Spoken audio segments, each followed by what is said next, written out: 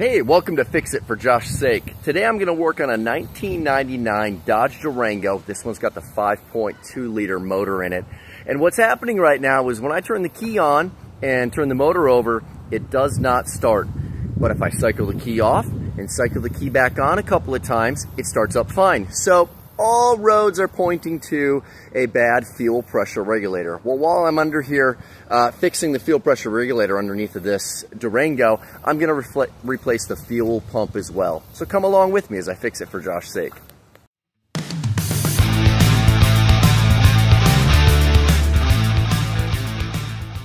So the gas tank's over here on the driver's side, right underneath the passenger door, and there are two straps that hold that gas tank on.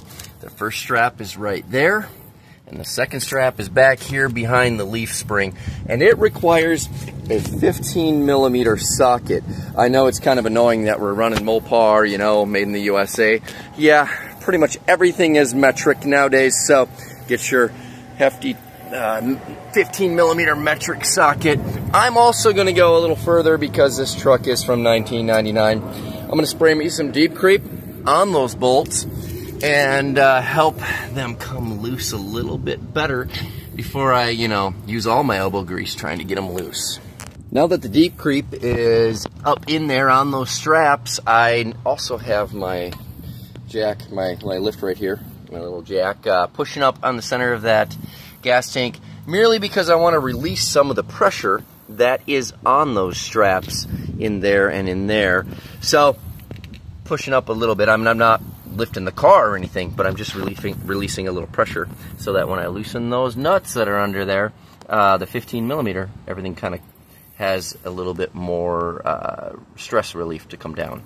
Once you got those straps loosened and the nuts off, which can be a little bit sticky, but like I said, penetrating oil and a strong arm or an impact driver, heck, a nice 1/2-inch ratchet can get those off pretty well. Then you got to go to the back bumper and crawl underneath the back of your Durango. Cords, it might be kind of a crapshoot here, but I'm upside down, laying on my back. The front of the truck is up there, and I'm right here at the back of the gas tank, and we got the fuel hoses that come right here.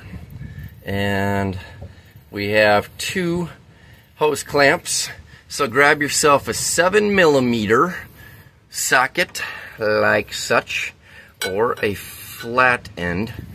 Either one will work. I do prefer the 7mm because it gets on there real nice and spins those off. Before I try to pull these hoses off of the steel tube here, I'm going to spray some more penetrating oil on all this to make it a little bit more compliant with what we want to do here.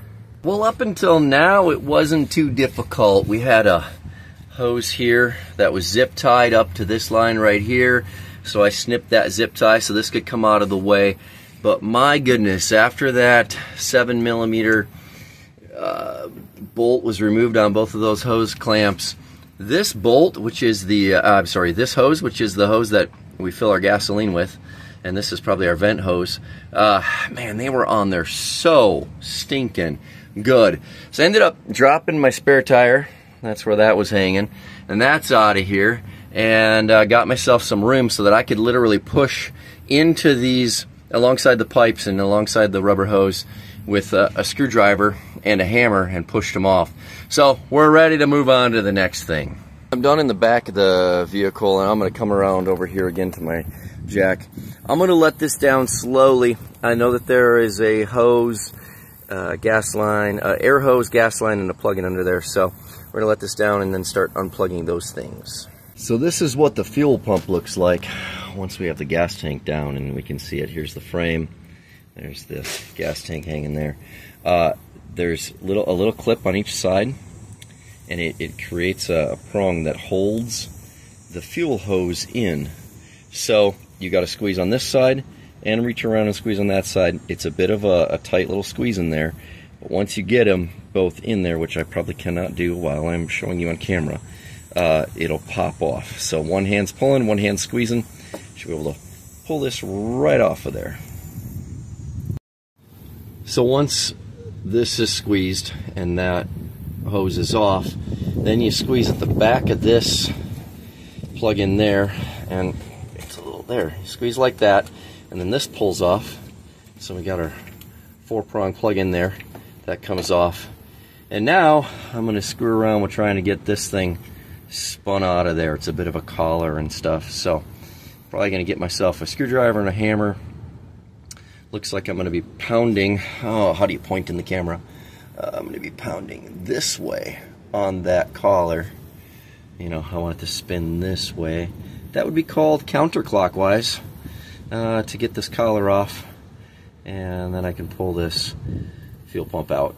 Wish me luck.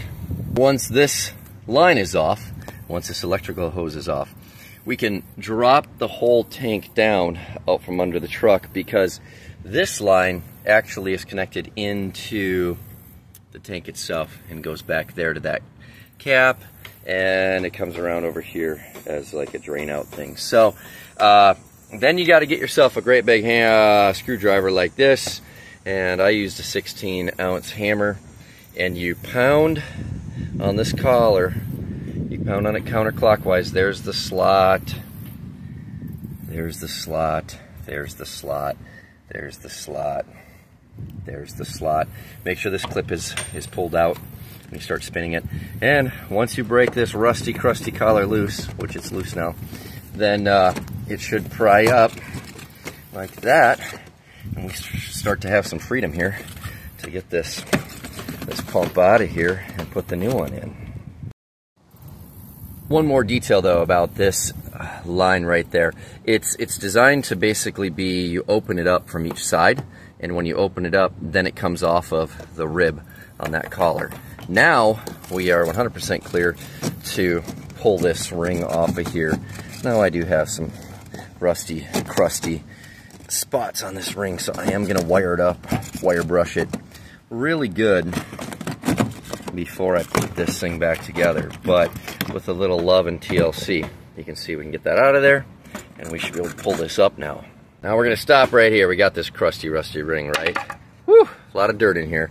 I'm taking a carburetor cleaning brush. You got a stiff, bristled like paintbrush, maybe even just a little shop broom or something like that. Well, let's get this all cleaned off around here, because the last thing we want to do is clog up our fuel pump filter system and everything. So just take your time, get a brush in there. Let's clean this all up before we pull this up out of there. Pulling this out, I'm going to go real slow, real gentle. We're going to get this out of here. All the lines are free and clear. I mean, provided they don't get bound up as you undo it. But the reason why I'm talking about being gentle is because there's all this debris down in that track that was down along the rubber. So pull it out carefully, and then I'm going to gently clean all that crap out of there too, so that this entire fuel pump port hole thingamajigger is clean for the new one to come into. So I'm going to give you a little sermon on what not to do. When I pulled this assembly out, this was plump full of fuel in there, and I took my time and I cleaned this ring out really nice, wiped it all off, had it really nice and clean. So then I took the gas that was in here and I dumped it back into this tank. Don't do that, because all that crap came out of that. So I would highly recommend taking whatever gas you got in here, dump this in something else where it doesn't matter, or filter it or do something, because yeah, I got myself a little bit of debris down in my tank right now. Okay, I will reach my hand in here and clean this up as best I could. I'm moving on. The rest of that is so powdery that I can't really do much about it. Here's my ring. Here's the new fuel pressure regulator and fuel pump. You can kind of see the comparison. They're pretty much identical. The only thing I'm going to have to do here is I'm going to have to pull this cap off, and looks like this clip right there needs to come over here to this one here to get the fuel line to connect on. What I'm also going to do is, I don't have time to sit here and scrub that down, let the oil dry, whatever, paint it, but it is really rusty. So I'm going to use some anti-seize. That's why I got my gloves on. I'm going to go ahead and anti-seize, scrub this really good. And I'm actually going to do these too, because these prongs are pretty rusty. And I'm going to do it in a way where I try not to get anything on the rubber seal. I need this rubber seal to be clean. I don't want any of that crap in there. I mean, I've already checked this rubber right there. That's clean. Everything seems pretty good there. So that's my strategy. I'm going to get to it. all this work of dropping the tank down, having our jack out here, doing everything we needed to do, getting that pump out of there, getting this rusty collar out of there, all for this moment of putting this brand new fuel pump and fuel pressure regulator in there. The key thing is as it comes down, we're pressing the rubber seal in there and we're lining the tab up right there before we go and put this collar on there. Key thing to focus on is there's the slot right about here that this sets down into, and then as you rotate this ring clockwise, you're watching for this little ring to this little plastic tab to clip right there. So as you keep pounding this clockwise, clockwise, clockwise, clockwise, clockwise, once this snaps in, you know that you have your ring tight. Now I'm ready to push this underneath the car. You can see the electrical plugins right here. The gas line is right up in there too, so I'm going to get this pushed down into position, lined up with where I know the straps are at, and then I'll start hooking in these two plugins right there. We're starting to lose daylight, but I've got the fuel line hooked in, I've got the electrical line hooked in. When you zoom out here, you can see the jack is under here. I need my tank to go back this way about another 2 inches. And then I'm going to go in the back and hook in the 2 lines that fill the gas tank from up here at the gas door. Well, we're almost done. It's now way past sunset.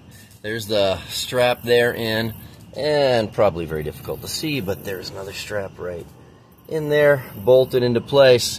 So this tank is now fastened, tightened, and secured into where we want it to be. Once the gas tank is back up in here, you just gotta fasten in these 2 lines right here. My hose clamp was garbage, so I went and had to run to the hardware store and get a new one. This one worked, but this one had actually broke as I took it off. But everything went back together pretty good under here, and I'm just gonna do one more walk around and check to make sure I didn't forget anything. Alright, just my moment of truth. I'm in the truck, turning my key on here.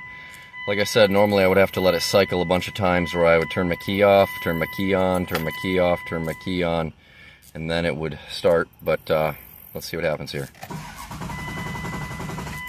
Uh-oh. I'm gonna cycle it one more time. It should be all dry lines, so maybe it's... Alright, that was the first time. You heard it literally right off the gate. Now I'm going to shut it off, start it up again. Ooh, that's the cleanest it started in about 5 months. I realize I just started it, but I think I got a good, that sounds a lot better off the get-go right now. Alright, I wanted to check and kind of give it another run around here. This has been about an hour. And see if it's gonna work.